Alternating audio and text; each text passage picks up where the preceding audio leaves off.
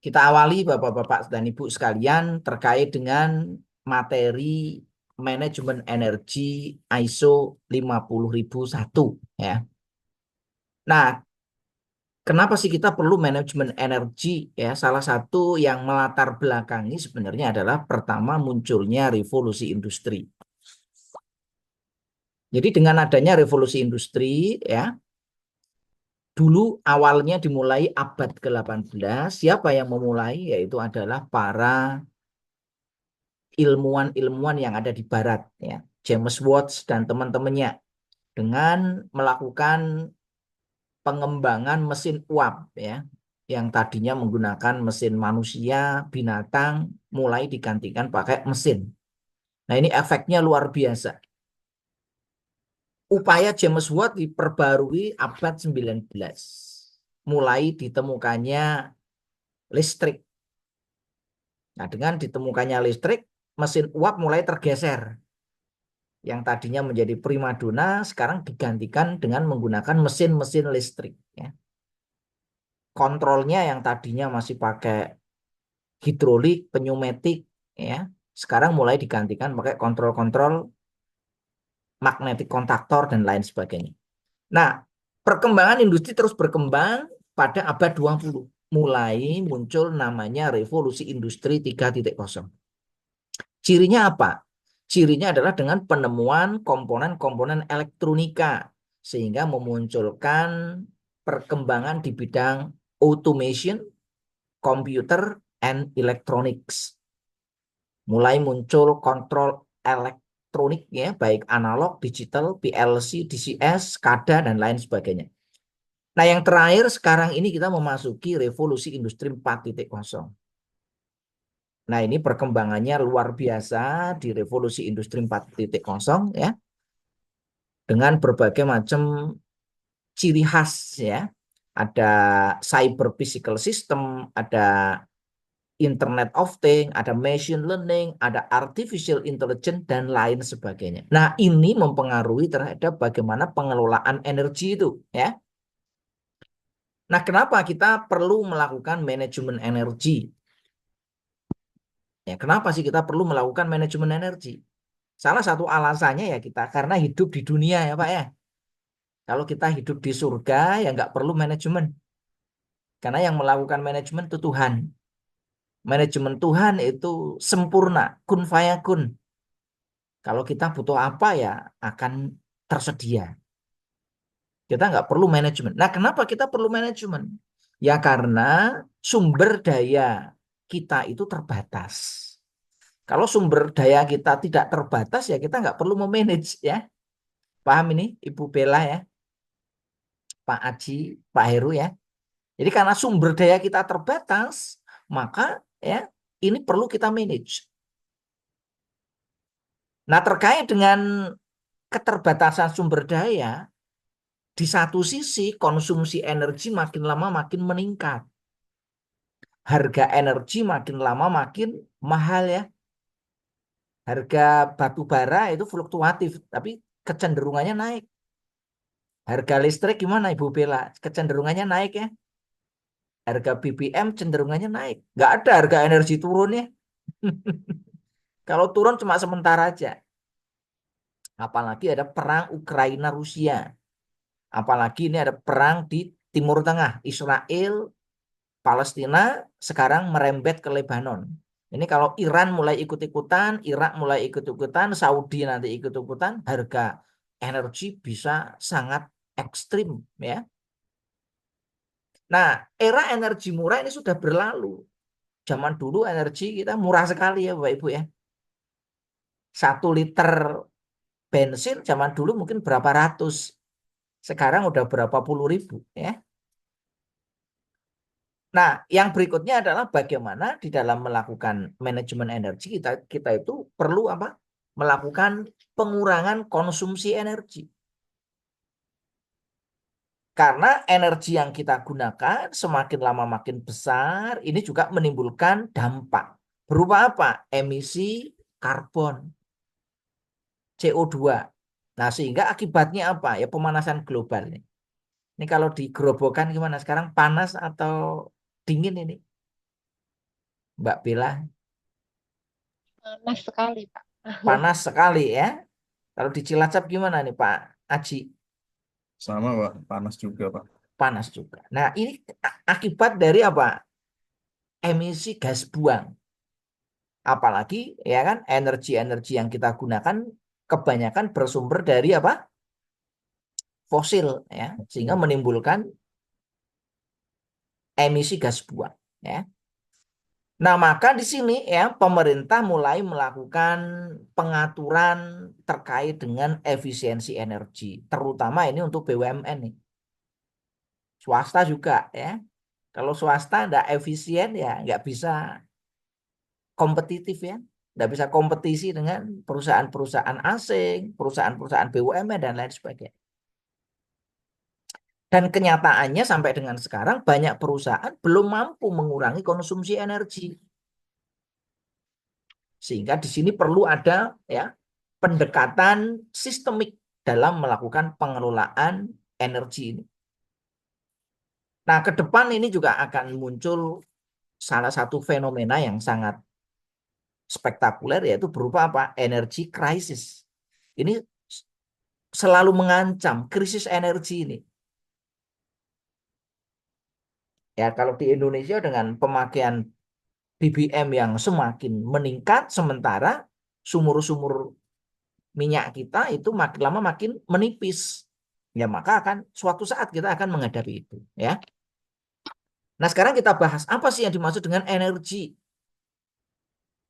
Energi itu kalau kita belajar ilmu fisika, energi itu adalah apa? Sesuatu yang menghasilkan tenaga. Itu namanya energi. Nah, kalau manusia supaya bisa kerja ya butuh energi. Energinya didapat dari apa? Dari makanan, nutrisi, minuman. Nah, kalau secara industri yang dimaksud dengan energi itu adalah ya BBM, bahan bakar minyak. Yang kedua, listrik. Yang ketiga, gas, nuklir, radiasi matahari. Nah, yang terbaru itu adalah nuklir. Kalau ini nuklir ini ada dua, ada nuklir yang pakai reaksi fisi, ada nuklir yang pakai reaksi fusi. Kalau yang pakai reaksi fisi itu kan yang pakai bahan radioaktif ya. Tapi kalau yang pakai fusi ini pakainya bahannya pakai hidrogen. Nah, ini adalah jenis energi. Nah, sekarang kalau menurut ISO, apa sih yang dimaksud dengan energi?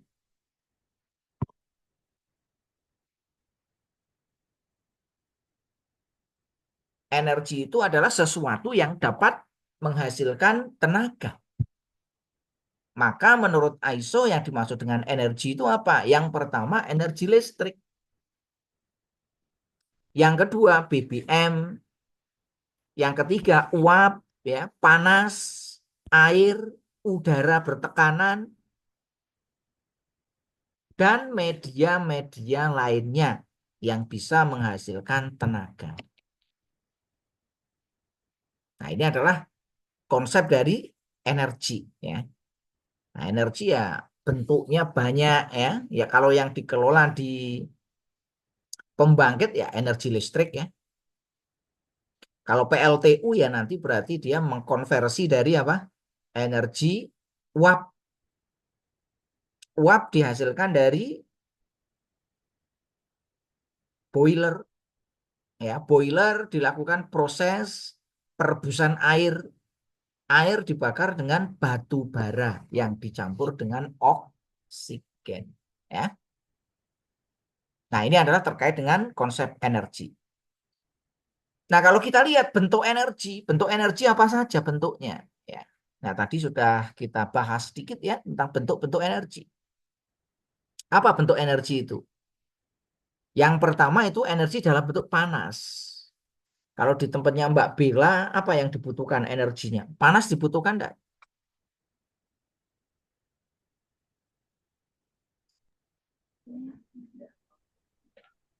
Enggak sih Pak kalau di tempat saya. nggak ada proses pemanasan, itu nggak ada ya. Iya, Setrika ada nggak? nggak ada, Pak. Setrika nggak ada ya. Nah, ini berarti tidak ada panas ya. Yang kedua, energi air. Nah, energi air bisa kita manfaatkan untuk apa? Kalau di pembangkit di Adipala ya, air itu digunakan ya untuk masukkan boiler Pak Haji ya, Iya, betul, Pak. untuk masukkan boiler ya, feed water ya, untuk feed water, air yang masuk nanti ke dalam boiler. Yang kedua, air digunakan untuk pendingin. Nah, ini yang dilakukan ya. Kalau energinya digunakan untuk apa? Mungkin di sana mungkin energinya ya tadi air dimasak menjadi uap. Nah, uapnya ini yang kita jadikan energi. Kalau di air bisa dimanfaatkan untuk PLTA ya. Yang ketiga adalah angin. Angin biasanya digunakan untuk apa ini? Kalau di industri biasanya untuk kompresor ya. Mbak Bella ada kompresor enggak? Ada, Pak. Ada. Pressernya sampai berapa? Berapa bar atau berapa megapascal atau berapa kilogram per meter kuadrat? Harganya 10 sampai 15 bar, Pak. 10 sampai 15 bar ya. Nah, ini kompresor. Itu pakainya angin ya. Nah, kalau di energi bisa kita gunakan nanti juga untuk apa? PLTA, PLT Bayu ya. PLT angin atau Bayu. Berikutnya solar, matahari. Kalau di umumnya matahari digunakan untuk fotosintesis. Nah, kalau di energi ya matahari bisa kita gunakan untuk PLT solar. Cahaya ya, kita bisa gunakan nanti ya, menggunakan cahaya yang kita manfaatkan nanti ya. Cahaya nanti bisa kita rubah menjadi energi-energi yang bisa dimanfaatkan ya untuk penerangan dan lain sebagainya. Nah, berikutnya ada energi mekanik, energi gerak. Ini kalau di pembangkit ya turbin, Pak ya. Uap nanti diubah menjadi energi mekanik berupa putaran turbin. Listrik dirubah menjadi mekanik untuk menggerakkan motor listrik. Nah, ini kalau di tempatnya Mbak Bella, motor listriknya banyak enggak?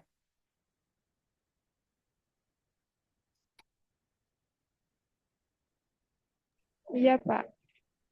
Apa aja? Digunakan untuk apa Mbak Bella kalau di sana? Motornya digunakan untuk apa ini? Pompa Untuk, ada ya? iya, ada Pompa, pompa air. kompresor, mesin-mesin ya. Apa di sana Ya, kalau pabrik tas itu mesin jahit, Pak. mesin jahit Iya, ya. Konveyor ada nggak? ada conveyor. Konveyor juga ada, yaitu menggunakan mekanik ya. Nah, berikutnya energi listrik. Nah, ini kalau di tempatnya pembangkit Pak Aji dan Pak Heru kan menghasilkan listrik. Kalau di tempatnya Mbak Bella ya menggunakan listrik.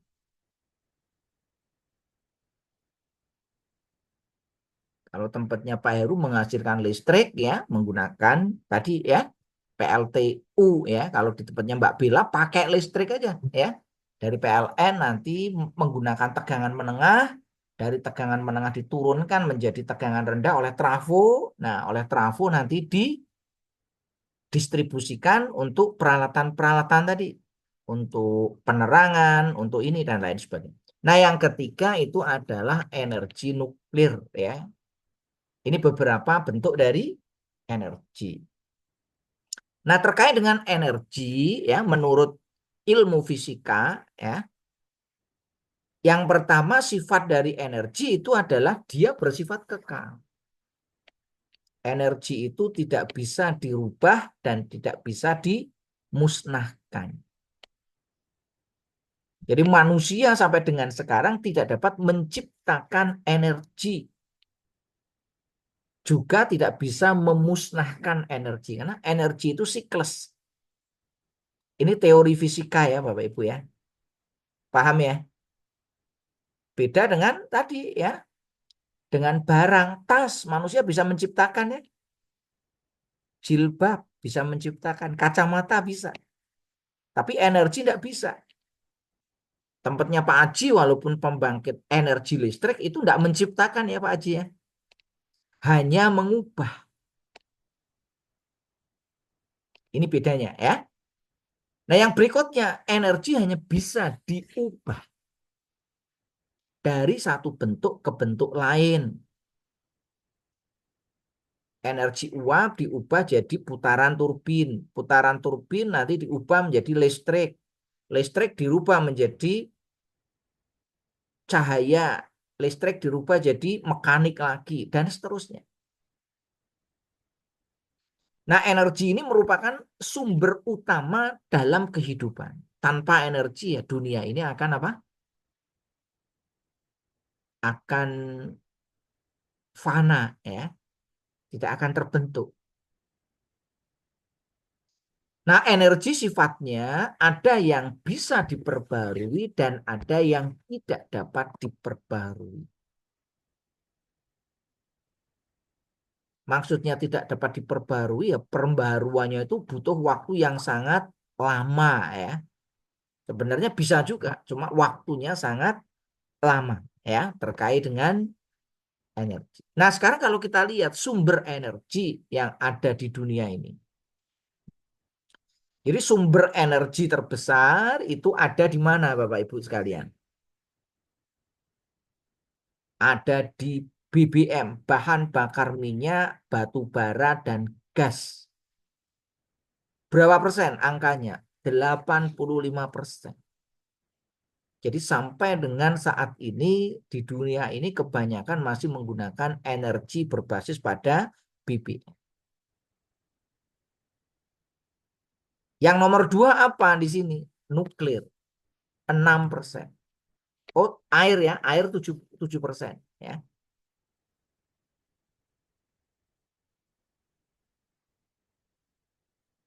Energi terbarukan itu secara statistik angkanya masih di bawah 2%. Walaupun sekarang ini sudah mulai meningkat tajam ya. Karena orang-orang juga masyarakat dunia sudah mulai menyadari tentang energi terbarukan.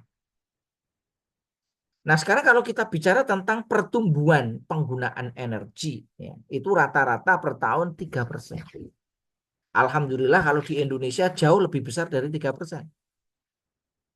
Ini berarti ekonomi Indonesia itu berkembang ya, meningkat.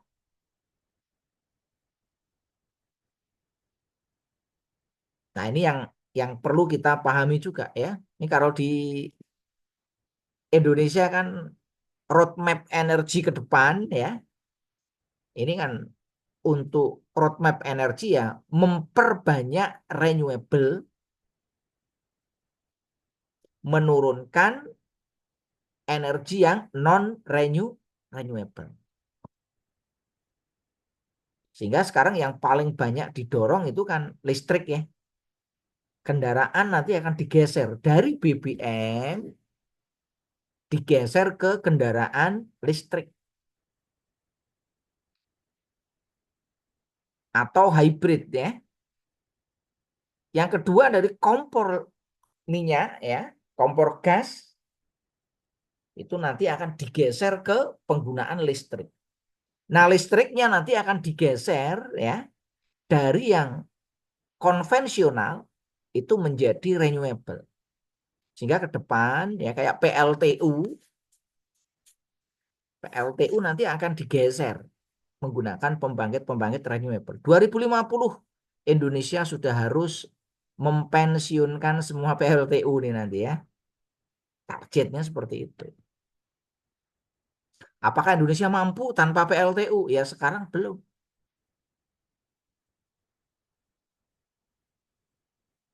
Kalau PLTU-nya dipensiunkan sekarang ya blackout ya Pak ya. Nah, isu terkait dengan energi apa aja ya? Ada banyak isu yang terkait dengan masalah energi. Yang pertama itu adalah sumber energi yang mulai kekurangan. Ini beberapa negara terutama Eropa ini ya karena Rusia itu diembargo oleh Amerika dan Eropa, justru Eropa sekarang krisis energi. Karena hampir semua pasokan energi Eropa itu sumbernya dari Rusia.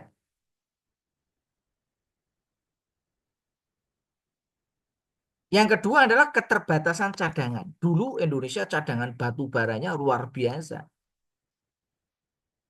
Kita masih bisa tahan sampai ratusan tahun ke depan. Ya.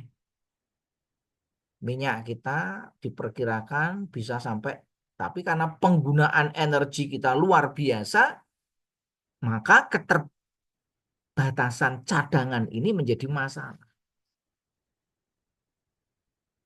Yang berikutnya ketergantungan pada satu jenis energi. Ya, seperti kalau PLTU ya tergantung pada apa? Batu bara. Kalau di industri Mbak Bella ya bergantung pada apa? Untuk transportasi kan bergantung pada solar, bensin ya. Bergantung kalau untuk produksi bergantung pada listrik.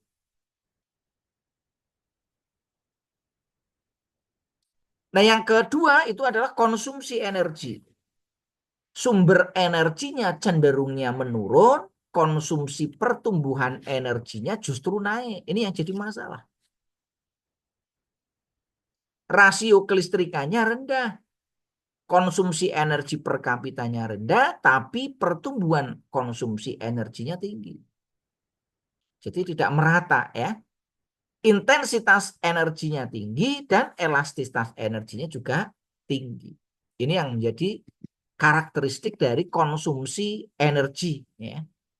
Nah, yang ketiga itu adalah biayanya. Ini biaya itu kecenderungannya namanya energi itu naik ya. Harga BBM, gas, listrik itu naik.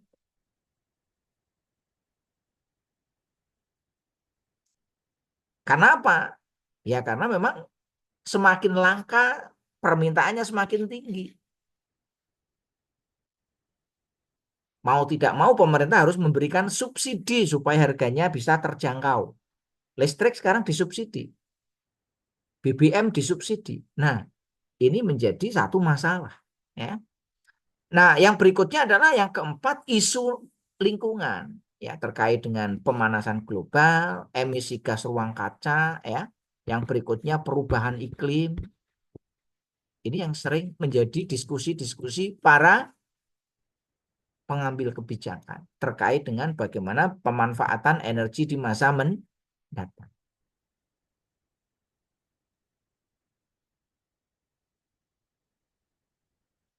Nah, kalau ini dibiarkan terus-menerus, maka apa? Energi ini akan menjadi langka.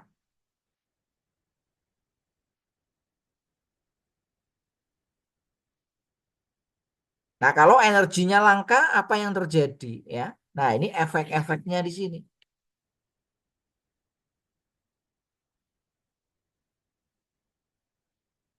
Efek-efeknya nanti akan menjadi krisis.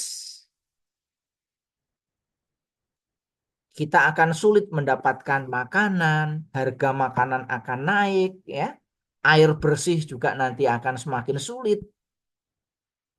Ini di kota-kota air sudah harus beli ya Pak ya. Energi sudah mulai kita sulit untuk kita dapatkan. Komoditas lain juga nanti akan ikut terdampak ya. Kalau harga BBM naik ya harga-harga yang lain masih naik. Akan terjadi global warming ya. Pemanasan global yang sekarang ini sudah mulai kerasa ini. Jadi temperatur di bumi itu makin tahun itu makin naik, bukan makin turun ya. Nah, akibatnya apa? Yang dikhawatirkan itu nanti es yang ada di kutub ini bisa mencair. Nah, untuk itu Kementerian Energi dan Sumber Daya Mineral mengeluarkan Peraturan Menteri ESDM nomor 14 tahun 2012, yaitu tentang manajemen energi. Nah, aturannya seperti apa?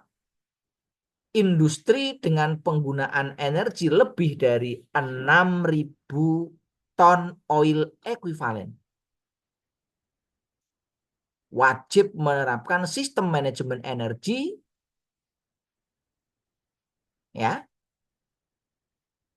Jadi kalau nanti kita 6.000 TOE ya, ton oil equivalent. Ya nanti tinggal dihitung aja nih.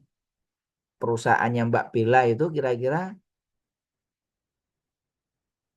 konsumsi energinya itu per tahun sudah di atas 6.000 TOE atau tidak ya. Energi BBM-nya, energi listriknya, dan energi-energi yang lain ya.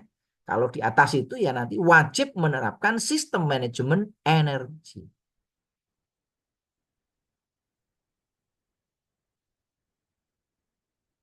Nah, diharapkan nanti dengan menerapkan manajemen energi ini ya dapat menurunkan konsumsi energi spesifik ya. Nah, sehingga nanti akan mendapatkan insentif ya. Berupa apa? Berupa prioritas pasokan energi. Nah, ini yang ke depan nanti. Kalau energinya semakin langka, perusahaan-perusahaan yang tidak menerapkan ini ya, nah nanti mungkin pasokan energinya bisa dibatasi.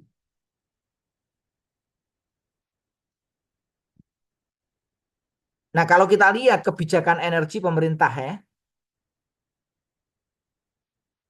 di sini terkait dengan energi baru terbarukan dan konservasi energi. Ini ada dua nih, Pak ya. Yang pertama apa? Konservasi energi atau KE. Nah, ini diatur di PP nomor 70 tahun 2009. Apa isinya? Isinya terkait dengan upaya sistematis, terencana, dan terpadu yang bertujuan untuk melestarikan sumber daya energi serta meningkatkan efisiensi pemanfaatannya. Ini nanti diatur di PP nomor 70. Terkait dengan konservasi ya. Bisa difahami ini Mbak Bella dan Pak Aji, Mas Heru? Ya, Pak. Nah, yang kedua terkait dengan EBT, energi baru terbarukan. Yang pertama dibagi energi baru. Apa energi baru ini? Nah, ini nanti yang energi baru itu adalah batu bara nanti akan digeser menggunakan batu bara cair ya, atau liquefied coal. Ini kalau di Adipala sudah mulai diuji coba belum? Pakai batu bara cair ya? Belum, Pak. Belum ya? Baru batu bara sama co-firing, Pak. Baru batu bara sama co-firingnya. Co-firingnya pakai apa? Pakai saudas. Saudas, serbuk Ya, gergaji ya? ya betul, Pak. Ya, serbuk gergaji. Berapa persen Pak saudasnya? Masih di 3-4%-an, Pak. 3-4%. Nah, ini perlu diteliti juga nih. Apakah dengan pemanfaatan saudas sekian itu efisiensinya meningkat atau justru turun ini ya? Karena memang mencampur itu nggak mudah. Batu bara yang tingkat kalorinya tinggi dicampur dengan saudas yang tingkat kalorinya rendah nih ya. Datanya gimana nih Pak Aji nih? Makin naik atau justru makin turun nih? Kalau dari nilai kalori kan udah kelihatan, Pak. Iya, Saudas itu jauh kalori Pak ya. ya jauh di bawah 3.000-an, Pak. Kalau batu bara Mm-mm. di kami itu kan sesuai desainnya di 4.200 kilokalori. Jadi Mm-mm. kalau dari kalori udah kelihatan kan. Nah, secara efisiensi thermalnya ya pasti turun, Pak. NPHR naik, efisiensi boiler turun. Tapi yang dikejar mungkin ke ininya, emisinya mungkin, Pak. Ya, emisinya Sama, betul. heeh. Ya, sama pemanfaatan EBT-nya tadi. Iya betul, Pak. Karena memang target pemerintah itu kan mix energi itu kan targetnya 2025 itu kan sekitar 24% ya. 24% Pak. Tapi ya, sampai dengan sekarang masih di bawah 15% nih. Maka harus dipaksa ini PLTU ya ya dilakukan co-firing. Ya, tapi ini perlu inovasi nih ya. bagian efisiensi ini. Ini tantangan baru nih Pak Heru dan Pak Aji nih. Bagaimana dengan melakukan co-firing dengan saudas ya. Itu efisiensinya ya bisa dipertahankan ya. Kalau terjadi penurunan ya jangan sampai penurunannya tajam ya. Nah, ini salah satu tantangannya di situ ya. Ya secara teoritis ya kalau saya mikirnya ya pasti turun. Ya, karena saudas ya, nilai kalorinya jauh di atas di bawah batu bara ya. Nah, yang berikutnya apa di sini? Ini ada gas metan, ada batu bara tergas ya atau gasified gasified coal ya. Ada pemanfaatan nuklir tapi nuklir yang tidak berbahaya ya. Kalau nuklir yang radioaktif kan bahaya. Hidrogen ini sudah mulai banyak digunakan untuk kendaraan listrik ya. Nah, ke depan hidrogen juga nanti digunakan untuk pembangkit, Pak ya. Ini ke depan pembangkit uap itu nanti bahan bakarnya tidak lagi pakai batu bara, tapi pakainya apa? Ya tadi ya, bisa batu bara cair, bisa gas metan, bisa menggunakan hidrogen atau metana atau gas-gas yang lain ya. Nah, yang untuk energi terbarukan itu yang banyak difokuskan itu nanti pada apa? Panas bumi ya. Ini sekarang sudah mulai banyak di daerah-daerah yang potensial, Dieng, Bandung, Gunung Salak, Ijen, apalagi itu ya, Wayang Windu, ini sudah mulai dikembangkan apa? PLT panas bumi. Hydro ya, ini juga dimanfaatkan PLTA, PLT MH, PLTPH ya, bioenergi ya, surya, angin, laut dan lain sebagainya. Ini adalah energi yang terbarukan. Sampai di sini bisa difahami Bapak Ibu sekalian? Nah, kalau kita lihat kebijakan energi nasional, kita bisa lihat di sini yang pertama. Jadi sesuai dengan Undang-Undang Nomor 30 Tahun 2007 dan PP Nomor 79 Tahun 2014, jadi yang dibutuhkan itu adalah energi yang berkelanjutan. Karena energi ini sebagai apa? Modal dasar pembangunan, bukan lagi sebagai komoditi untuk diekspor. Zaman dulu kita kan BBM diekspor ya, tapi kalau sekarang ya tidak diekspor lagi. Yang kedua apa? Kondisi nasional energi saat ini ya 90% masih berasal dari fosil. Sementara cadangannya makin berkurang. Nah, efeknya apa ya tadi? Ada efek pemanasan global, perubahan iklim dan lain sebagainya. Nah, yang ketiga adalah energi baru dan terbarukan ini harus jadi arus utama ke depan, arahnya nanti ke sana ini. Termasuk di tempatnya Mbak Bella ini ya. Sudah ada PLT terbarukan, PLT solar udah ada belum? Sudah ada, Pak. Gitu. Kapasitas berapa? 156. 156 kilowatt peak Iya, KWP. KWP ya. Gimana pemanfaatannya untuk apa ini? Disimpan pakai baterai atau langsung digunakan? Disimpan baterai, Pak. Nanti Mm-mm. baru digunakan. Untuk apa ini? Penerangan atau untuk Untuk kantor? kegiatan produksi. Oh, untuk produksi. Apa? Iya, Untuk produksi apa? disalurkan melalui trafo. Nanti digunakan untuk penggunaan mesin. Mm-mm. Berapa persen itu? Kalau 100%. berapa persen? Kalau 100%, dari Pak.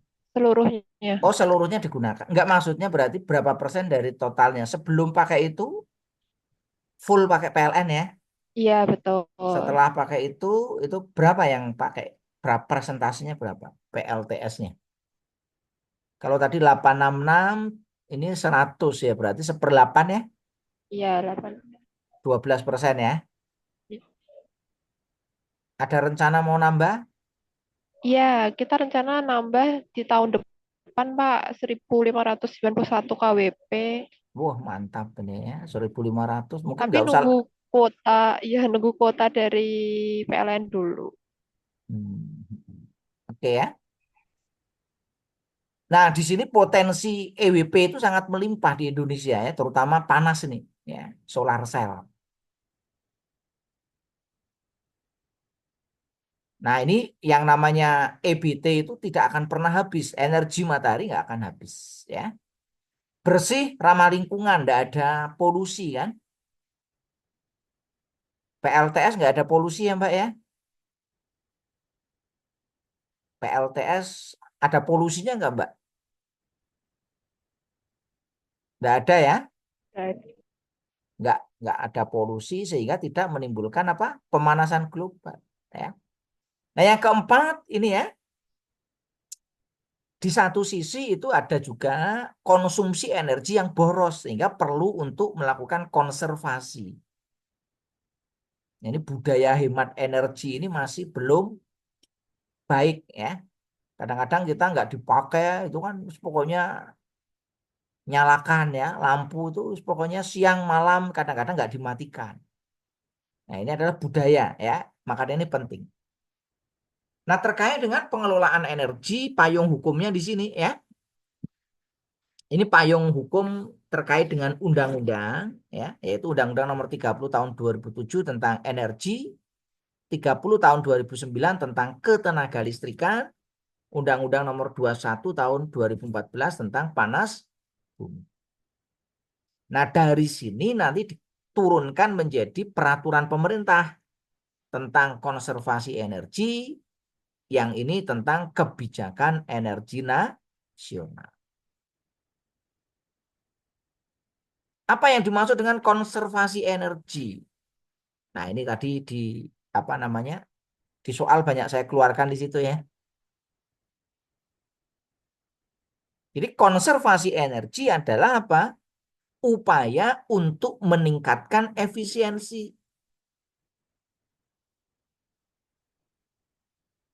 Upaya meningkatkan efisiensi energi di sisi supply dan di sisi pemanfaatan. Nah, salah satunya nanti di industri, transportasi, rumah tangga, maupun kegiatan-kegiatan komersil lainnya. Nah, yang kedua adalah diversifikasi energi. Jadi untuk jangan sampai kita tuh ketergantungan pada satu energi nih. Seperti tempatnya Bu Bella, jangan sampai ketergantungan sama energinya PLN ya. Listriknya kalau PLN mati, nggak produksi kan? Jangan tergantung itu. Maka perlu ada diversifikasi. Masih punya genset Mbak Bella? ada Pak, Kapasitas berapa? Gensetnya ada berapa? gensetnya ada 8. 8. Oh, banyak kecil-kecil. Iya, Oh, kecil-kecil ya gensetnya. Kenapa nggak besar yang satu? biar bisa ini Pak, kita kan ada banyak faktori ya Pak. Jadi Oh, ada pisah-pisah. banyak Jadi factory. untuk memudahkan, ya. Oh, ya, ya, ya, ya. Oh, faktornya banyak pabriknya. Ada berapa Ya, tempat? ada 4 tempat Pak dalam satu Hmm, wilayah. dalam satu wilayah ada 4 tempat. Ya. Sama-sama di Grobogan ya? Iya, sama di Purworejo. Hmm. Oke ya, ini terkait dengan masalah apa? Diversifikasi energi. Nah, kalau kita lihat ini adalah perkembangan dari kebijakan energi nasional. Mulai dari tahun berapa nih? 82, 2022 sampai dengan yang terbaru yaitu 2016. Ya. Ini terkait dengan masalah apa? Kebijakan energi. Nah, sekarang kita fokus pada konservasi. Apa itu yang dimaksud dengan konservasi? Tadi upaya untuk apa? Meningkatkan efisiensi. Nah, konservasi ini sebagai dasar, base-nya ada di sini. Jadi di manajemen energi itu yang menjadi dasarnya ini konservasi energi. Fokusnya apa ini? Fokusnya untuk apa? Merubah perilaku. Nah, ini Mbak Bella, ya, Pak Aji, Pak Heru ini ya, menjadi pionir nanti ya. Jadi manajemen energi bisa dimulai dari apa? Konservasi energi.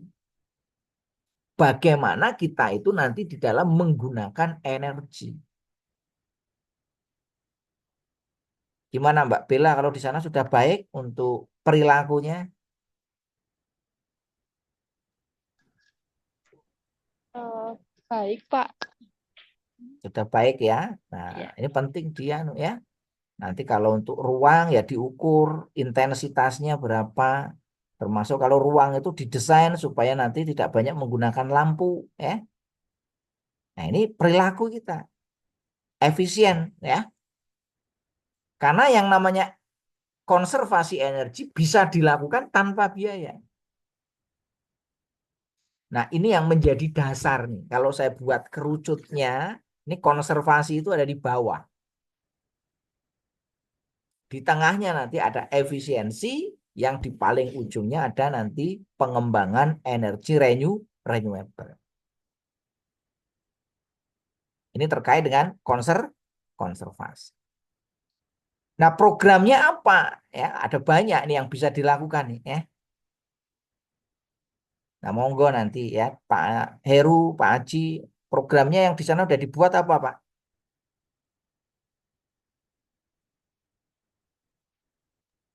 Yang pertama ya bisa ya meningkatkan kesadaran publik. Apa yang sudah dilakukan supaya nanti publik itu meningkat ya. Publik di sini berarti ya perusahaan nih kan, orang-orang yang ada di perusahaan. Kalau Pak Aji ya Indonesia Power, kalau Bu Bella ya PT Pungkuk ya. Bacanya apa? Pungkuk, Oh, kok. Pungkok. Korea ya Iya, ini ya. iya Korea. Korea. Bacanya Pungkok. Padahal O-nya double ya.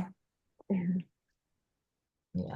Dulu saya pernah kerja dengan orang Korea juga ya. Nah, ini terkait dengan bagaimana meningkatkan kesadaran anggota perusahaan, ya, mulai dari yang atas sampai yang bawah. Melaksanakan seminar, workshop, ya, ada iklan, ada lomba hemat energi, ada home on school energy. Apakah sudah dilakukan semacam itu, Bu Bella? Sudah, Pak. Kita sudah melakukan campaign-campaign. Sudah ya. Pak Aji sudah di sana, Pak Aji? Iya, Pak. Peningkatan kesadaran publik yang ada di IP sudah ya, sudah dilakukan ya, melalui Pak. seminar, melalui sudah ya, Iya, kita pasang poster-poster gitu, Pak, stiker. poster-poster. Nah, itu penting ya. Nah, yang kedua apa? Standar dan label.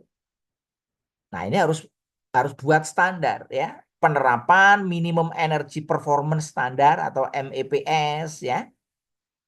Pembubuhan label, efisien energi untuk peralatan lampu dan lain sebagainya. Ini perlu ya.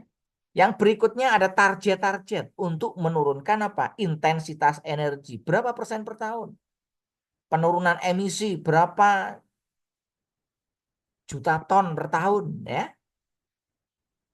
Nah, yang berikutnya perlu ada manajer dan auditor energi. Sudah ada Ibu Bella manajer energinya? Belum ada, Pak. Belum ada. Nah, yang perlu di nih berarti ini. Bu Bella nanti pertama nih ya. Jadi manajer energi di Pungkok. Karena ini amanah ya kan? Ini amanah. Kalau di IP sudah ada manajer energinya, Pak Aji? Sudah, Pak. Sudah ada ya, yang khusus menangani masalah energi. Nah, Iya, berikutnya apa? Monitoring, ya. Pengembangan, ya, hemat energi tadi, penerapan SNI, ya, pernah penerapan SNI ISO 50001. Pak Haji sudah mulai dirintis, Pak Haji, 5001-nya atau sudah dapat sertifikatnya? sudah dapat, Pak. Sudah dapat ya. Nah, ini kalau sudah Iya, dapat tinggal membudayakan, ya, meningkatkan. Nah, ini PDCA-nya nanti harus ini ya. Kalau di Mbak Bella sudah Sudah menerapkan, sudah dapat sertifikat atau baru mau merintis ini? Belum dapat sertifikat sih Pak, ini baru mau seminar. Oh, baru mau ya. Baru mau untuk menyusun ya. Nah, ini pas sekali ya. Nah, yang berikutnya ada program kemitraan, yaitu apa? Audit energi.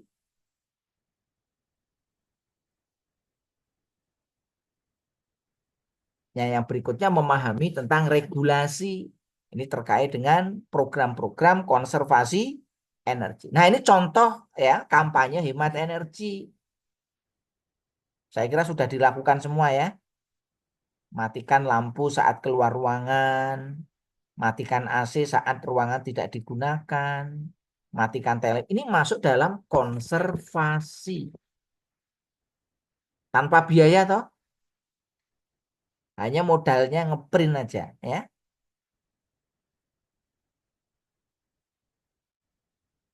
Nah, ini adalah terkait dengan konservasi tadi.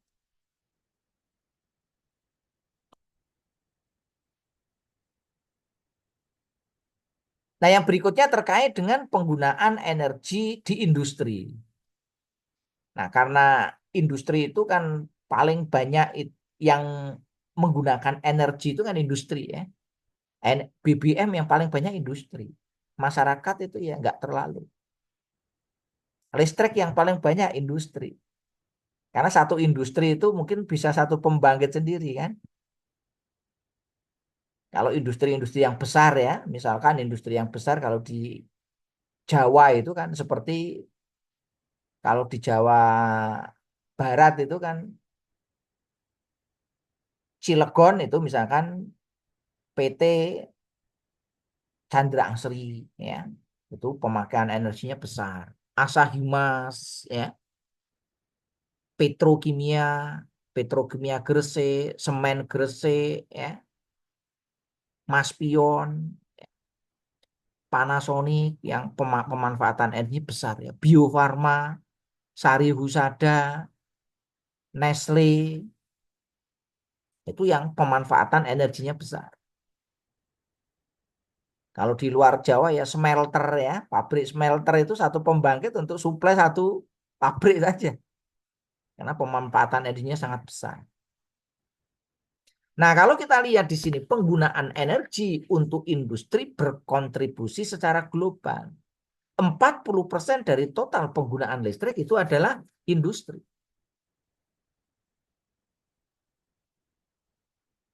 77% dari total penggunaan batu bara dan turunannya itu juga industri. Gas alam itu 37%. Sehingga total emisi gas buang CO2 itu sepertiganya dihasilkan oleh industri.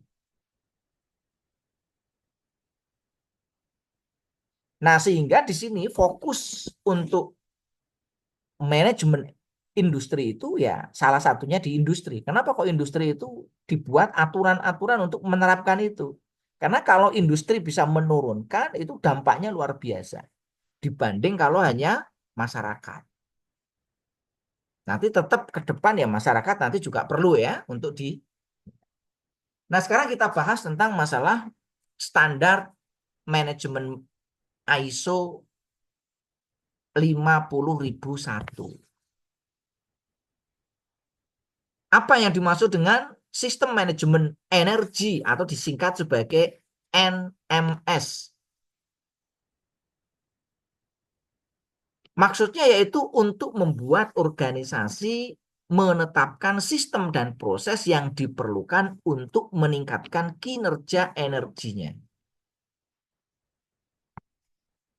Nah, sekarang kita lihat lingkupnya. Untuk bisa menetapkan sistem dan proses, itu dibutuhkan persyaratan khusus yang diterapkan pada penggunaan dan konsumsi energi. Termasuk nanti di dalamnya ada pengukuran, ada pendokumentasian, ada pelaporan, ada pengadaan peralatan, ada proses, ada personil yang berkontribusi pada kinerja energi. Sehingga nanti sistem manajemen ISO 50001 itu dapat diterapkan di semua organisasi, baik di pembangkit ya, baik industri tas, industri tambang, industri transportasi maupun industri-industri yang lain. Sampai di sini bisa dipahami? Mbak Bella, Pak Haji, Mas Heru, apakah ada mau yang ditanyakan? Silakan.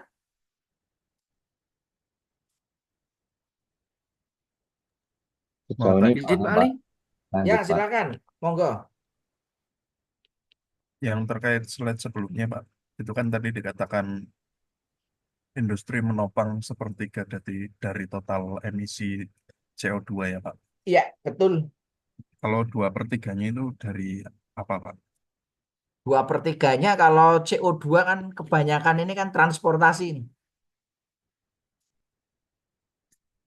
Nah, transportasi itu cukup besar ya. Nah, yang berikutnya ya dari rumah tangga ya.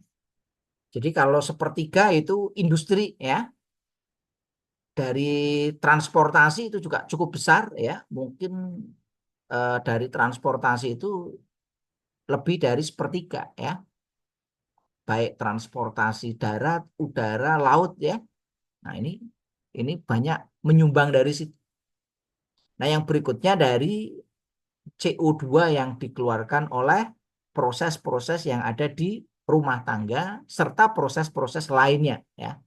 Jadi ini kalau kita lihat proses yang terkait dengan masalah emisi gas buang. Jadi kenapa kok tadi pemerintah itu yang disasar itu industri? Karena kalau industri bisa turun, ini penurunnya signifikan.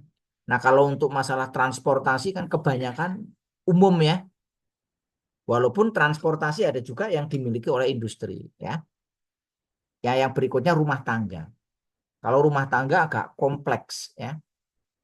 Ya seperti kalau di listrik itu kalau pemakaian kospinya tinggi, kalau industri ada penalti toh. Kalau di rumah tangga kan tidak dipinalti. Kospinya rendah ya risikonya cuma nanti kapasitasnya tidak sesuai dengan yang diharapkan. Langganannya 900 VA. Kalau kospinya rendah, dia kan hanya bisa memanfaatkan berapa VA saja. Ya, ini terkait dengan masalah kenapa yang disasar industri. Angkanya memang secara statistik sepertiga total emisi gas buang itu dihasilkan oleh industri. Bisa difahami Pak Haji? Ada yang lain? Mau ditanyakan? Mbak Bella, sudah jelas? Oke, kita lanjut ya. Nah, terkait dengan tadi ya, mengapa kita perlu manajemen energi menggunakan ISO 50001? Ya tadi ya, energi itu sifatnya terbatas ya. Di situ yang pakai itu manusia, melibatkan berbagai macam aspek, ada manusia, ada modal, ada material, di sini butuh koordinasi ya. Butuh investasi sehingga nanti di sini siapa yang mau investasi di situ ya. Butuh motivasi bagaimana nanti kita untuk mengelola energi ini ya. Yang namanya manajemen juga butuh pengawasan ya, butuh target-target yang mencapai nanti perlu diberikan reward ya. Yang melanggar ya nanti perlu diberikan punishment, atau kalau tidak diberikan punishment ya minimal tidak diberikan reward dan lain sebagainya. Nah, di sini pentingnya ya manajemen energi itu ya supaya nanti tujuan-tujuan kita ini dapat tercapai dengan baik. Nah, terkait dengan manajemen, apa sih manajemen? Manajemen itu dapat kita anggap sebagai sebuah seni, arts. Yang kedua, manajemen itu sebagai sebuah ilmu. Yang ketiga, manajemen itu adalah sebuah profesi. Maksudnya apa? Manajemen sebagai sebuah ilmu adalah sebuah proses yang terdiri dari planning, organizing, actuating, dan controlling. Jadi yang namanya manajemen secara keilmuan itu harus ada planning, harus ada organizing, harus ada actuating, dan harus ada controlling. Bisa difahami ya, Pak Aji, Mbak Bella, Pak Heru? Siapa? Kalau tidak ada planning, ya salah. Menurut pandangan manajemen itu sebagai ilmu. Nah, yang kedua adalah pandangan manajemen itu sebagai sebuah seni. Nah, kalau sebuah seni itu kan dia sifatnya apa? Sifatnya adalah tidak mengenal benar dan salah. Yang penting tujuan tercapai, itu seni. Bagaimana bagaimana manajemen energi bisa berhasil dengan baik? Bisa kita capai dengan seni. Bagaimana kita pendekatan dengan tim kita, bagaimana kita pendekatan dengan orang-orang di sekitar kita, ya, supaya mereka itu punya kesadaran tinggi terhadap masalah peningkatan kinerja energi. Paham ya? Bedanya di situ ya. Kalau dengan ilmu ya harus dengan kaidah yang benar. Tapi kalau seni tidak harus ya.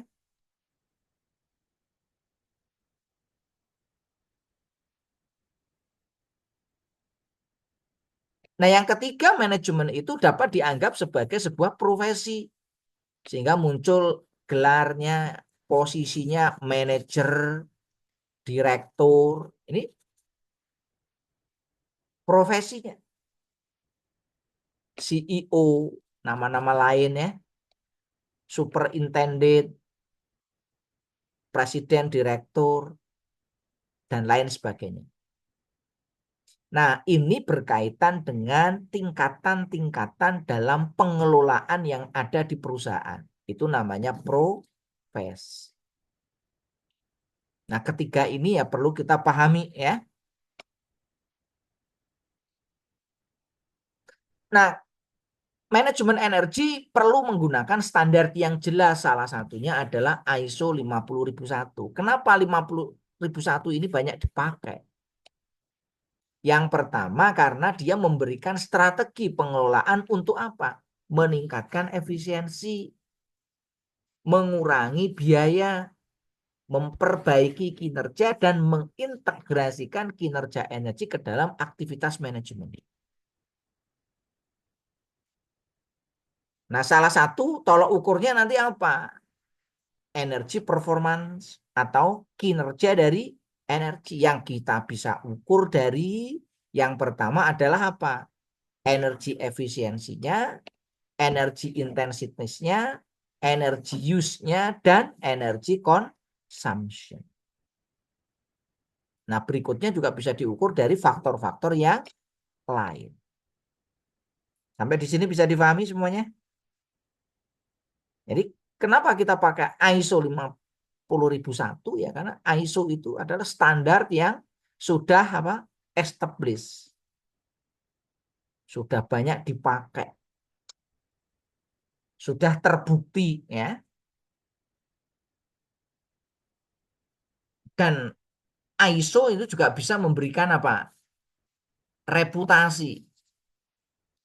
Perusahaan kalau sudah dapat sertifikat ISO kan reputasinya mesti baik ya.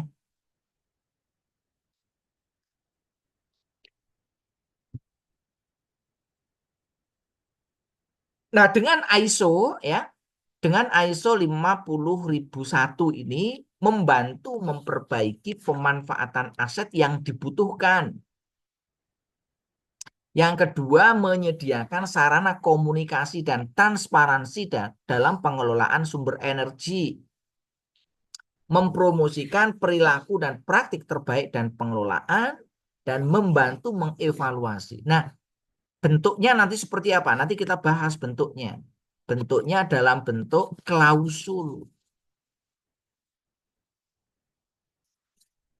Dalam bentuk klausul-klausul yang nanti kita terapkan dalam manajemen energi ya. Nah, ini salah satu contohnya menyediakan kerangka kerja untuk mempromosikan efisiensi energi dalam rantai pasokan.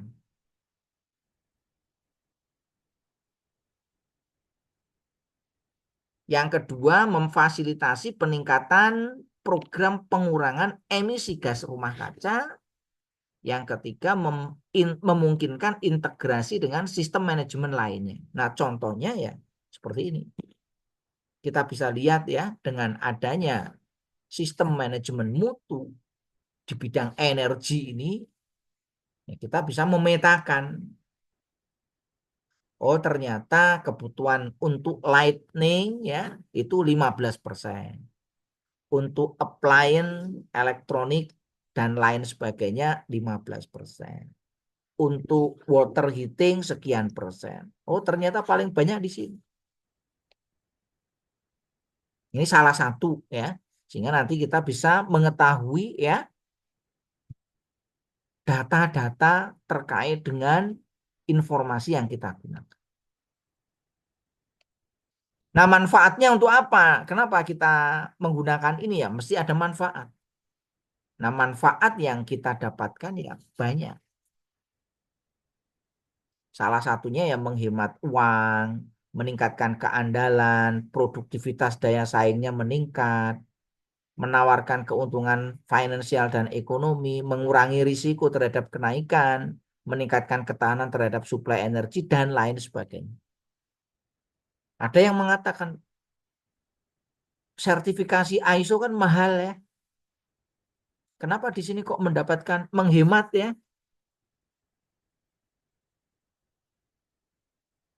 Ya namanya semua aktivitas ya mesti ada konsekuensi sumber daya yang dibutuhkan. Nah, dengan kita melakukan apa namanya upaya-upaya peningkatan manajemen energi ini ya secara keseluruhan nanti akan berdampak pada penghematan.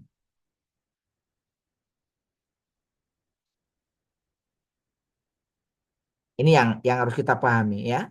Ini masih banyak perusahaan-perusahaan yang belum merasakan. Ya kenapa? Ya karena mungkin masih takut ya dengan istilah ISO tadi. Ah, ISO ini mesti biaya. Nah, untuk bisa mendapatkan manfaat ya perlu kita coba dulu. ISO-nya dicoba. Nggak usah sertifikasi dulu ya. Tapi yang penting nanti kita coba klausul-klausul di ISO itu nanti kita buat dan terapkan. Setelah kita mendapatkan manfaat ya nanti baru kita sertifikasi tadi. Ibaratnya sertifikasi SIM ya, Mbak Bella ya. Menghemat uang atau lebih boros uang. Karena kita sertifikasinya kan bayar kan. Kita sertifikasinya bayar dan setiap 5 tahun kan harus diperpanjang. Tapi kalau kita tidak punya SIM, pada waktu kita butuh kendaraan gimana? Minta orang lain kan untuk ngendarai kan? Lebih boros nggak? Lebih boros ya. Nah maka penghematan ini bisa kita lihat dari banyak aspek ya. Itu hanya logiknya aja ya. Nah, yang berikutnya terkait dengan hambatan dari efisiensi energi. Ini kadang-kadang perusahaan menghadapi banyak tantangan dan hambatan. Nah, apa saja hambatannya? Biasanya manajemen itu fokusnya pada apa, Pak? Produksi ya. Yang penting produksinya tercapai. Efisiensi gimana? Belakangan. Yang penting produksinya tercapai. Targetnya tercapai. Padahal dua-duanya ini penting. Produksi tercapai mestinya energi lebih efisien. Yang kedua, ya, kenapa kok efisiensi energi ini menjadi kadang-kadang sulit untuk diterapkan? Karena ya kurangnya informasi dan pemahaman atas keuntungan finansial dan kuantitatif yang didapatkan oleh perusahaan yang melakukan manajemen energi. Yang ketiga ya mungkin saja ini SDM-nya yang kurang ya. Yang keempat, mungkin saja ya program ini tidak dilakukan pemantauan dengan baik ya. Atau kadang-kadang kita itu ya alasannya begini kan. Kita itu sudah melakukan yang terbaik ya. Kadang-kadang seperti itu ya. Ini itu sudah yang terbaik dari kita. Nah, ini yang pentingnya nanti ada performance evaluation. Nah, ini yang nanti akan dibahas juga di klausulnya ISO 50001.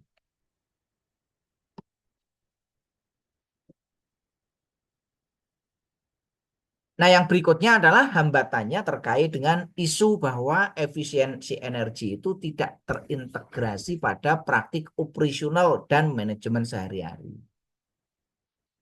Nah, maka di sini harus kita carikan solusi.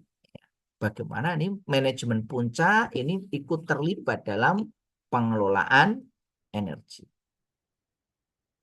Ini ya yang terkait dengan ya beberapa aspek ya manajemen energi. Sebelum nanti kita bahas masalah yang mendalam tentang ISO ya. Ada yang mau ditanyakan sebelum kita lanjut? Monggo, Mbak Bella, Mas Aji dan Pak Heru. Belum ada, Pak. Lanjut dulu, Pak. Ya. Mbak Bella belum? Nah, kalau kita lihat ya perkembangan dari manajemen energi ya, terutama di sini yang berbasis pada ISO 50001 ya. Ini diawali oleh diskusi ya tentang manajemen energi di beberapa negara. Jadi pada tahun 2005 itu sudah muncul ya rintisan-rintisan manajemen energi yang dilakukan melalui diskusi-diskusi ya oleh para ahli energi di beberapa negara yang ada di dunia. Nah, tahun 2006 ini sudah mulai terbentuk komunitas internasional ya, hasil dari diskusi pada tahun 2005. Tahun 2007 itu sudah mulai adanya pembahasan ya terkait dengan standar internasional terkait dengan masalah energi tadi. Nah, tahun 2008 ini sudah mulai mengusulkan standar internasional ini untuk dimasukkan dalam standar ISO. Nah, ini sudah mulai disetujui tahun 2006. Termasuk ini waktunya cepat ya. 2005 itu baru diskusi, 2006 itu terbentuk komunitas internasional, 2007 itu mengusulkan standar internasional, 2008 standar ini disetujui oleh ISO. Nah, kalau kita lihat ya perkembangan apa namanya sertifikasi ISO 50001 ini yang versi terbaru itu adalah versi 2018. Ini diluncurkan pada tahun 2018 bulan Agustus. Jadi kalau ISO itu kan ada beberapa versi ya. Manajemen mutu ISO 9000 series itu ada versi mulai dari 987, muncul versi 98, terus versi yang terbaru itu 2015. Nah, ini perkembangannya terkait dengan ISO. Nah, sekarang kita lihat struktur dari standar manajemen mutu ISO 50001. Jadi yang namanya standar ISO itu hampir sama ya, baik itu yang untuk mutu ya, terus yang kedua itu untuk lingkungan, yang ketiga itu untuk apa namanya standar-standar yang lain tentang ISO ini hampir sama. Strukturnya isinya ya seperti ini. Ada 10 klausul ya. Di mana di sini ya masing-masing klausul itu diberi nama. Klausul 1 itu scope atau ruang lingkup. Klausul 2 itu normative reference. Klausul ketiga itu terms and definition. Ini hampir sama di berbagai macam standar ISO lainnya. Jadi klausul 1 sampai 3 itu berisi tentang background dari standar. Nah, mulai 4 sampai 10 itu 4 itu sudah konteks organisasi. Terus yang 5 itu leadership, 6 itu planning, 7 itu support, 8 itu operation, 9 itu performance evaluation, dan yang ke-10 itu improvement. Jadi di sini kalau kita lihat ya, ini ya hampir mirip ya dengan beberapa standar ISO yang lain ya, baik ISO itu 9001 itu quality management system ya. Yang kedua ISO 14001 itu adalah environment safety. ISO 45001 itu adalah OSHA, occupational health and safety.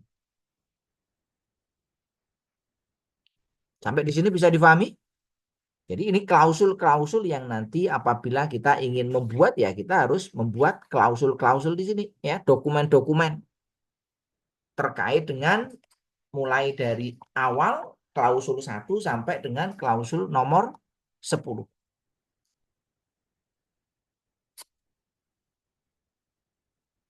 Nah, kalau kita lihat di sini ya, kalau klausul 1 sampai itu kan cuma hanya background aja ya. Jadi klausul 1 sampai 3 itu adalah background dari standar ini. Kita bicara skopnya, ruang lingkupnya, kita bisa yang kedua itu bicara tentang referensi normatif, yang ketiga itu kita bicara tentang istilah dan definisi. Nah, sebenarnya mulainya ISO ya dari 4, 5, 6, 7, 8, 9, dan 10. Maka di sini ya 4, 5, 6, 7, 8, 9, dan 10 ini yang masuk dalam continual trade linkage ya. Nomor 4 yaitu tentang context of the organization atau konteks dari suatu organisasi. Yang pertama kita harus memahami tentang apa? Organisasi dan konteksnya. Nah, ini kalau perusahaan Mbak Bila ya harus memahami tentang apa? Organisasi yang ada di sana itu seperti apa? Oh, proses bisnis yang ada di sana itu seperti apa tuh? Mbak Bila paham ya?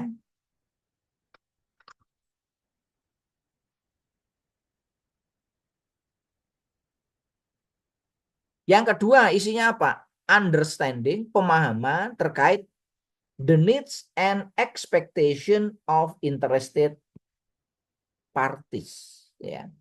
Yaitu tentang pemahaman tentang apa? Needs, kebutuhan dan ekspektasi ya. Yang ketiga adalah determining the scope of the energy management system. Jadi nanti scope dari sistem manajemen energinya itu yang mau dibahas, skopnya seperti apa, ruang lingkupnya seperti apa. Nah, yang keempat itu harus memahami tentang sistem manajemen energi. Yang namanya sistem itu kan berarti ada komponen ya. Komponennya apa saja sih? Tujuannya apa? Keterkaitan antar komponen bagaimana? Nah, itu nanti ada di 4 context of the organization ya. Yang kelima adalah leadership. Kepemimpinan ya. Leadership and commitment. Jadi nanti harus ada komitmen dari para anggota organisasi. Nah, ini yang agak sulit ya, membangun komitmen. Yang kedua adalah menyusun energy policy, kebijakan energi. Yang ketiga itu adalah organizational role, responsibilities, and authorities. Ya, nah kita harus apa? Peran organisasi ya itu seperti apa? Ya nanti harus kita. Nah yang berikutnya adalah planning ya, perencanaan. Yang berikutnya ada support ya, dukungan.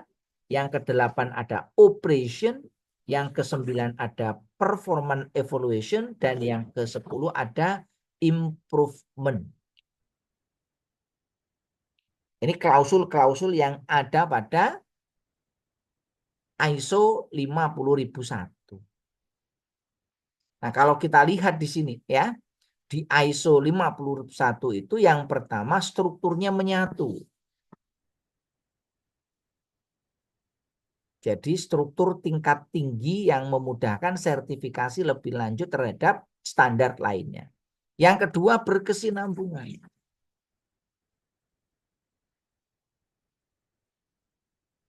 Yang ketiga probabilitasnya ya. Yang keempat transparansi, yang kelima itu kesadaran, yang keenam branding. Nah, ini manfaat dari standar ISO ini. Dengan kita ya menggunakan ISO ini banyak ya hal-hal yang dimudahkan. Nah, terkait dengan struktur ISO 51 ini kalau kita masukkan dalam konteks manajemen ya. Dalam konteks manajemen itu ada apa? Yang pertama Mbak Bella, Plan. plan. Yang kedua, Hmm, yang ketiga, cek sama yang keempat. Nah, siklus ini dikenal dengan siklus apa? PDCA. PDCA.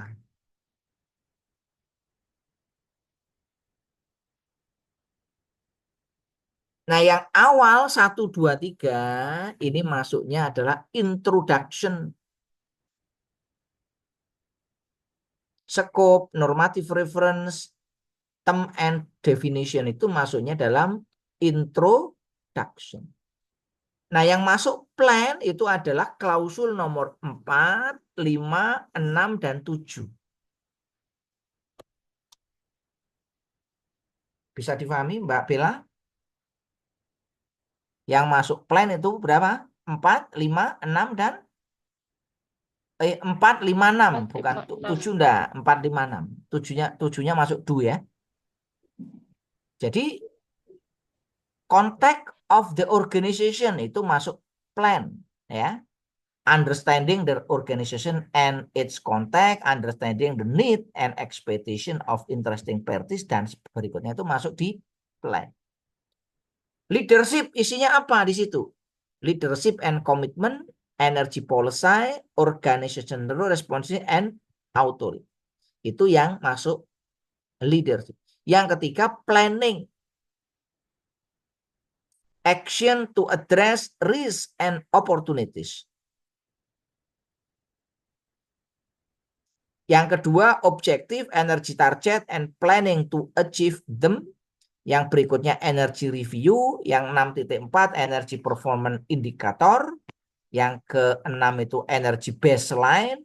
Yang ke-6.6, planning for collection of energy data. Nah, yang masuk do itu adalah klausul 7 dan 8. Yaitu support, ya, dukungan, dan operation. Nah, dukungan itu ada resource, sumber daya, ada kompetensi, ada awareness, kesadaran, ada communication, ada document information, ada general, ada creating and updating, dan yang terakhir control of document information. Itu dukungannya. Nah, sedangkan klausul 8 isinya adalah operation, ya. Operation, planning, and control. 82 itu isinya design. 8.3 isinya procurement atau pengadaan barang dan jasa. Sedangkan yang masuk cek itu klausul 9. Cek itu berarti di sini ada monitoring, ada measurement, ada analysis and evaluation. Berikutnya yang 9.1.1 itu adalah evaluation of Nah, yang berikutnya yang ke-10, klausul 10 masuknya adalah action. Plan, do, check, action atau act.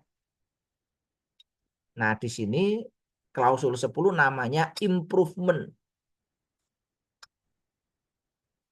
Nah, di sini nanti kata kuncinya dari ISO itu adalah continuous improvement. Perbaikan berkelanjutan. Sehingga kita harus tetapkan baseline-nya berapa, nanti hasilnya berapa, nanti kita analisis apakah upaya yang sudah kita lakukan ini sudah sesuai atau belum. Nah, kalau belum, nanti kita analisis penyebabnya apa, untuk nanti kita lakukan perbaikan ke depan. Nah, ini kalau kita breakdown ya,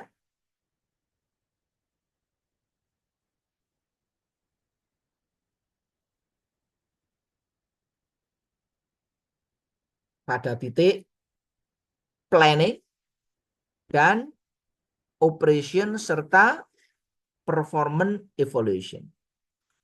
Ini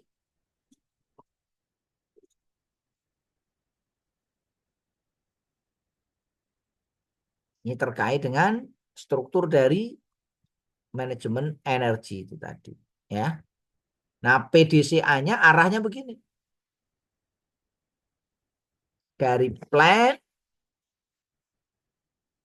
kalau sudah dilakukan plan, nanti masuk ke do. Dari do nanti kita cek. Dari cek nanti ada aksi perbaikan. Perbaikan nanti masuk plan lagi terus-menerus. Siklusnya begini.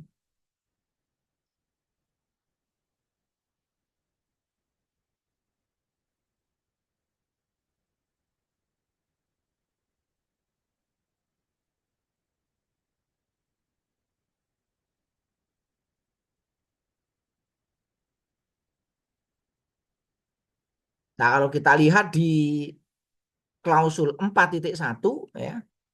Klausul 4 itu adalah contact of the organization. Nah, ini PDCA-nya begini. Flowchart-nya. Dari sini 4.1,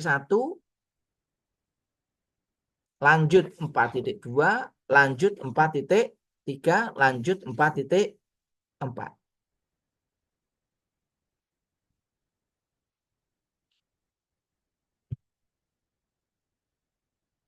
Nah, bagaimana keterkaitan antar bagiannya?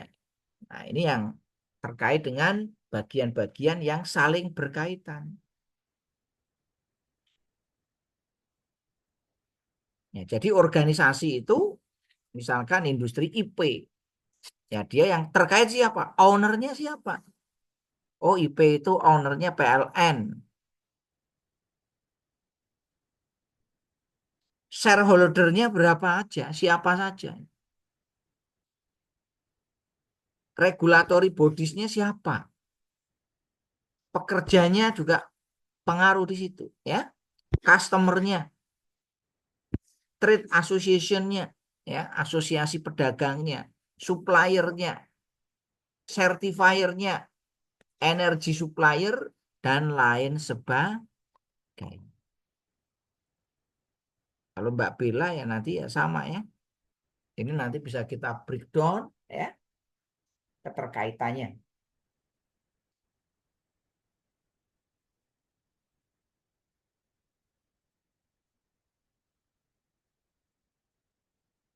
Karena yang namanya manajemen energi itu ya saling berkaitan dengan pihak-pihak yang ini ya berkepentingan. Suppliernya kita ngambilnya dari mana, ini harus dipastikan suppliernya juga nanti harus yang mendukung tentang energi tadi.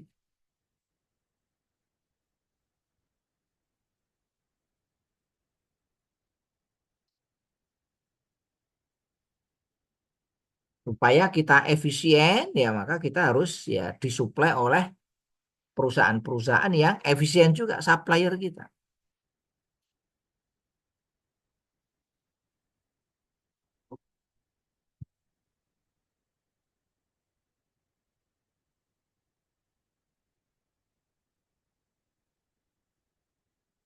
Nah, yang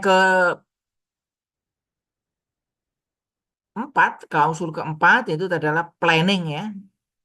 Nah, klausul planning kita bisa lihat di sini. Ini untuk planning inputnya ada di klausul 4. Ini planningnya ada di klausul 6. Ini untuk yang outputnya ada di klausul 6.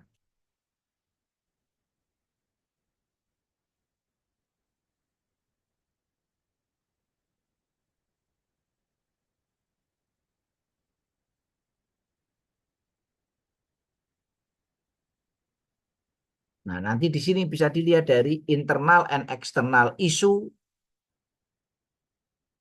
kebutuhan dan ekspektasi seperti apa, tipe energinya nanti seperti apa, penggunaan energi di masa lalu dan masa sekarang itu seperti apa, konsumsi energinya nanti seperti apa. Nah, ini bisa kita jadikan sebagai apa? Input untuk perencanaan. Nah, perencanaannya seperti apa di sini ya?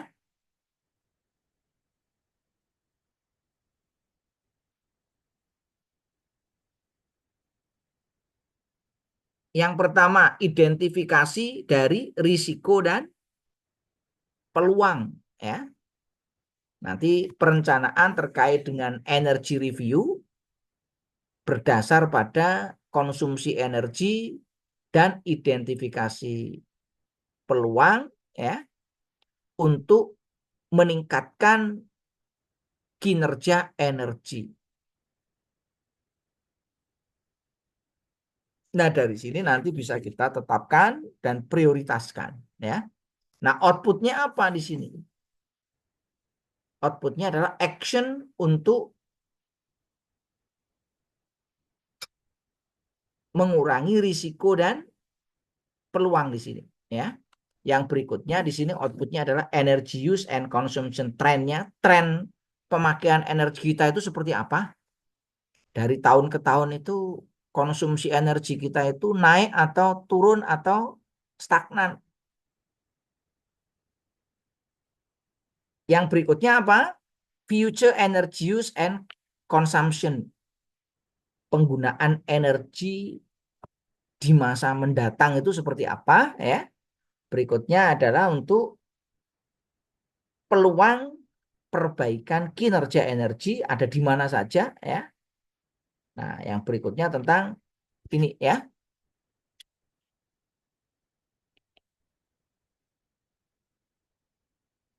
Nah, kalau kita lihat planning itu bisa kita mulai dari ya beberapa pertanyaan. Apa yang akan kita lakukan? Apa yang sudah kita lakukan?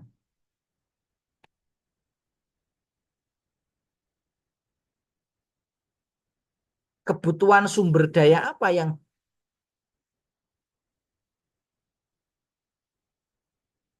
siapa nanti yang menjalankan? Kapan akan selesai? Bagaimana nanti evaluasinya? Nah, ini kita buat perencanaan.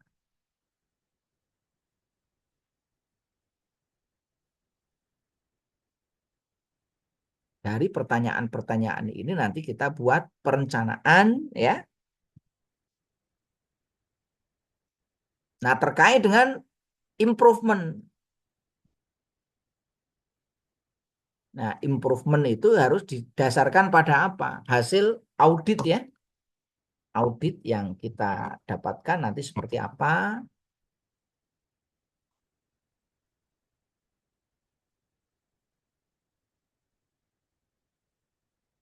Ketidaksesuaiannya nanti apa? Ya.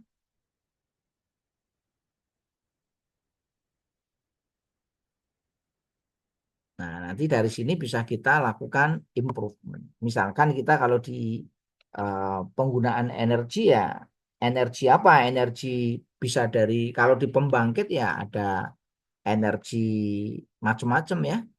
Batu baranya ada, airnya ada, penggunaan energi BBM-nya ada, gas ada ya. Nah, itu nanti kita lakukan audit ya. Apakah benar sih kebutuhannya kita itu sekian, konsumsinya kita benar enggak sih sekian gitu ya. Apakah terjadi over ya. Nah, kita cari kira-kira nanti apa sih ya yang menyebabkan di sini.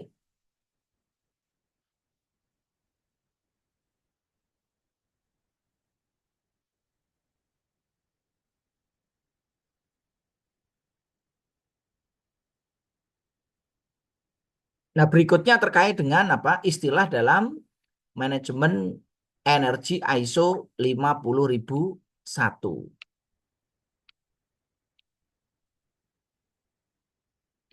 Yang pertama itu adalah energy use. Apa sih yang dimaksud dengan energy use? Yaitu jenis penggunaan energi. Energi ini kita gunakan untuk apa?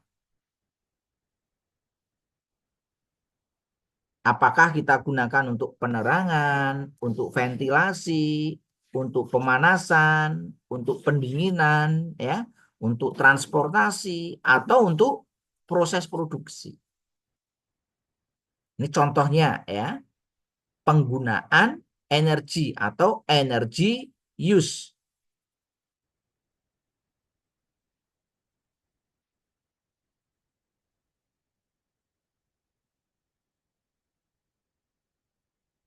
Kalau energi listrik ya pemanfaatannya jelas ya untuk penerangan ya. Yang kedua selain penerangan apa aja Mbak Bella? Kalau di sana digunakan untuk apa energi listrik ini? Penerangan, setelah penerangan apa? Menggerakkan motor listrik ya. Yang ketiga untuk apa?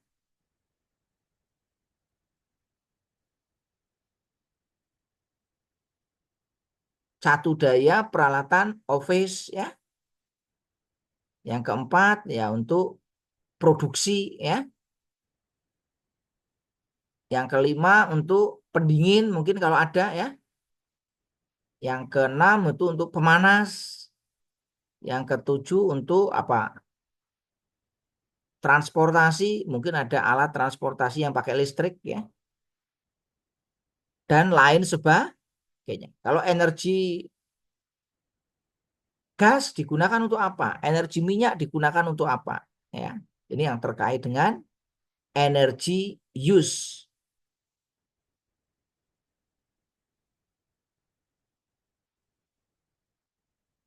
Yang kedua adalah konsumsi energi atau energy consumption, yaitu jumlah energi yang dipakai.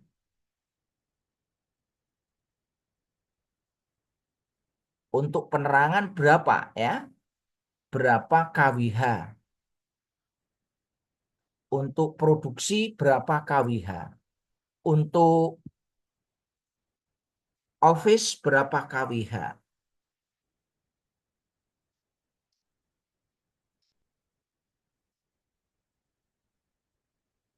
Ini kalau listrik ya.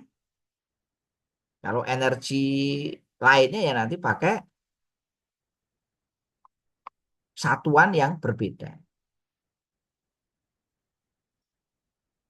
Nah, yang ketiga itu adalah efisiensi energi, yaitu rasio kuantitatif antara keluaran dibanding dengan masukan.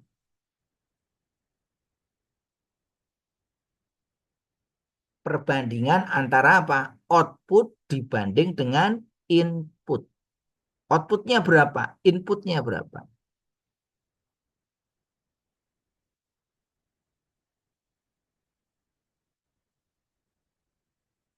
Ini terkait dengan efisiensi energi. Sehingga nanti kita bisa mendapatkan ya nilai-nilai seperti itu. Nah, yang berikutnya adalah manajemen energi.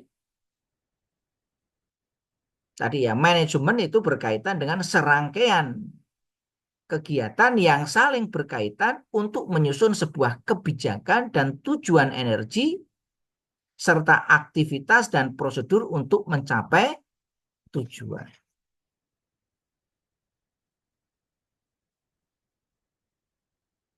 Nah, yang berikutnya ada kinerja energi, ya. Namanya kinerja itu adalah hasil terukur terkait dengan efisiensi energi, penggunaan energi, dan konsumsi energi. Nah, tadi ada istilah baseline. Apa itu baseline? Baseline itu adalah acuan kuantitatif sebagai dasar perbandingan dengan kinerja energi. Nah, biasanya kita nanti tentukan baseline-nya itu kita berapa. Nah, baseline-nya nanti bisa kita ubah ya. Kalau tahun 2025 ya kita bisa menggunakan baseline tahun sebelumnya. Kita nanti bandingkan ya hasilnya.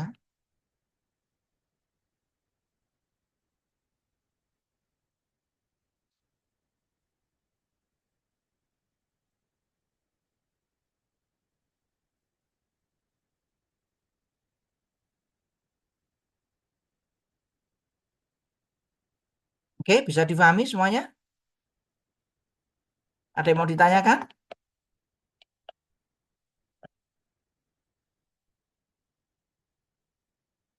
Sudah jelas? Mbak Bella, Mas Aji, dan Mas Heru? Ya Pak, sementara udah jelas Pak. Oke, ya. Sangat jelas, Pak. Mbak Bella gimana? Jelas, Pak. Mbak Bella sekarang agak gelap ini.